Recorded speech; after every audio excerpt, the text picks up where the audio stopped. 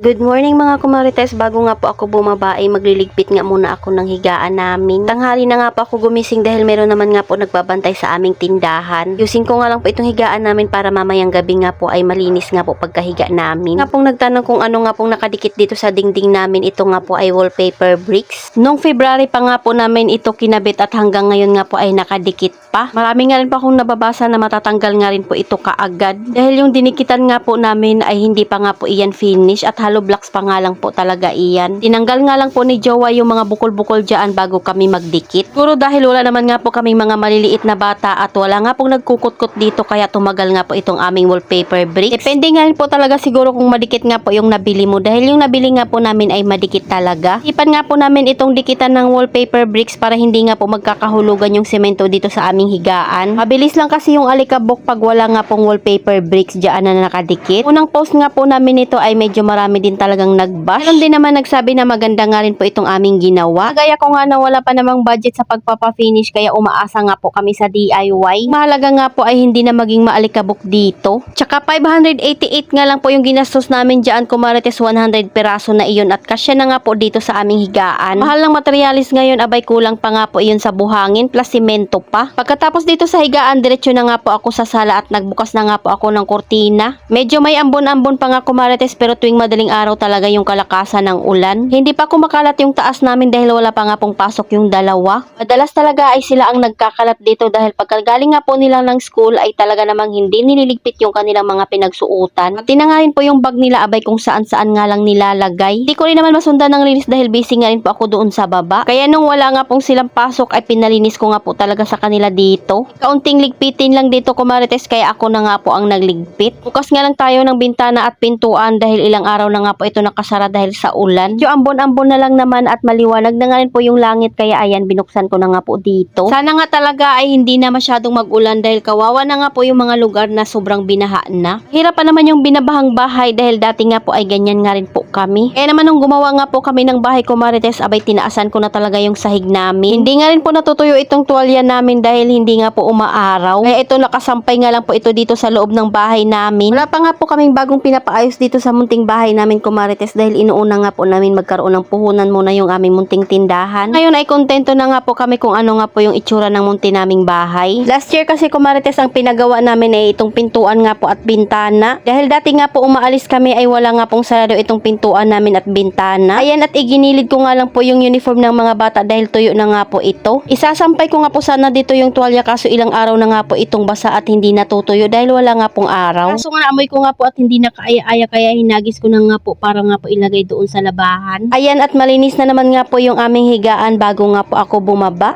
Pati na nga rin po yung sala ay nakapaglinis na ako. Mas pa pala si Jowa makakabalik ng trabaho ko marites. Pero sa gabi ay meron nga po siyang pinapasukan. Ang sarap lang din talaga sa pakiramdam na ganito nga po kaayos yung bahay mo. Pero hindi naman yan palaging malinis ko marites dahil meron nga tayong mga anak. Hirap din mag-maintain ng kalinisan pag meron nga tayong mga ginagawa at busy tayo sa ating munting tindahan or negosyo. Dahil napakabihira ko talagang maligaw dito sa taas. Bababa na nga ako kumarites at tulog pa nga po yung aking bunso. Hinahayaan ko nga muna silang matulog dahil wala pa namang pasok. Tara at samahan nyo nga akong bumaba dito sa aming hagdanan. Itong hagdanan namin ay DIY nga lang din po iyan. Nilagyan nga lang po namin iyan ng vinyl tiles para naman maganda tingnan. Wala pa akong hilamos dyan kumarites dahil naglinis pa nga po ako kaya excuse muna sa aking bilbil. Magchichinelas nga lang po ako dahil malamig nga po yung sahig. Wala na nga pong ulan kaya naiisipan ko na nga pong ilabas yung aming mga paninda. Abay ilang araw na nga po ito sa loob ng bahay namin. Kahapon po pala ay nakapag-grocery na ulit kami ni Jowa maliban sa chichirya. Kakailang grocery nga ba kami tuwing isang linggo? Minsan ay every other day, madalas naman ay araw-araw. Kasi kung meron na nga pong benta ay pwede na nga pong i-grocery iyon. Malapit lang din naman kasi talaga yung grocery dito sa aming bahay. Ito at meron pa nga pong paunti-unting ambon pero hindi na nga po ganun kalakas.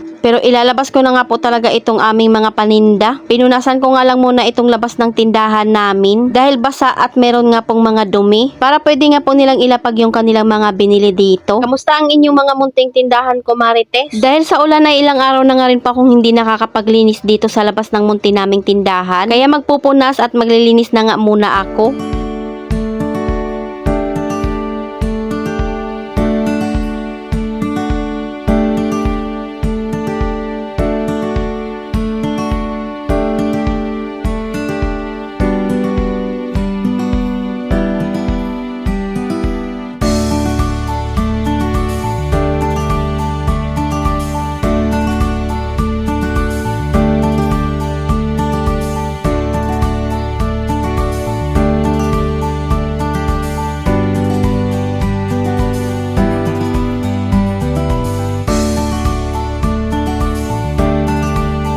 So, ayun lang muna kumarites. Salamat sa panonood. Follow for more. God bless us. At sana i-share nyo na nga rin po itong aking video.